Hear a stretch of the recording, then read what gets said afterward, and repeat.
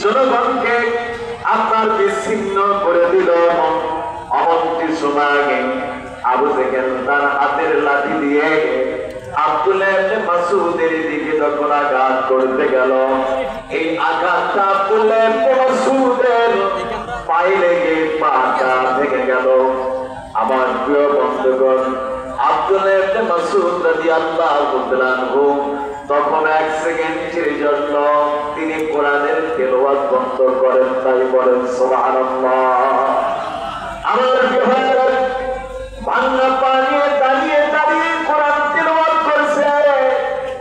আবু জেহেল আওয়াজ করে বলল, আঘাত করে পাটা ভেঙে দিলাম, তারপরেও দাঁড়িয়ে কোরআন তেলাওয়াত করলো।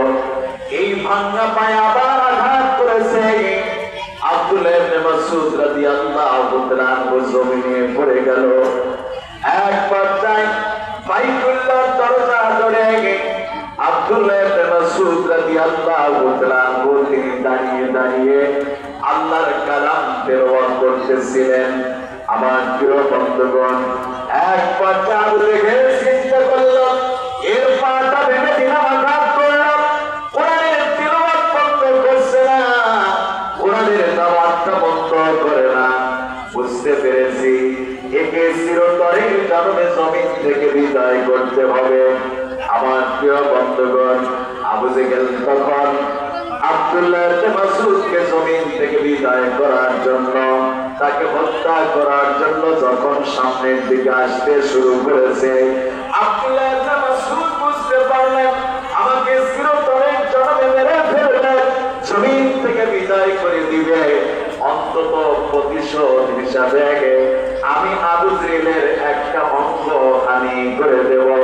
আমার প্রিয় বন্ধুগণ, আব্দুল্লাহ ইবনে মাসউদ তখন ভাঙা পানিয়ে টার্গেট নিয়ে আসে। আবু জেহেল কাছে আসলে আমি তাকে এক লাথি মেরে তার অন্ধকার জমিনে নিক্ষেপ করে দেব।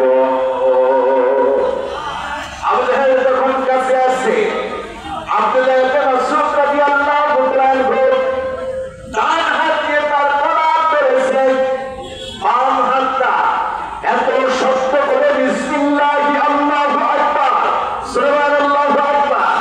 আমার প্রিয় বন্ধুগণ, বিসমিল্লাহি আল্লাহু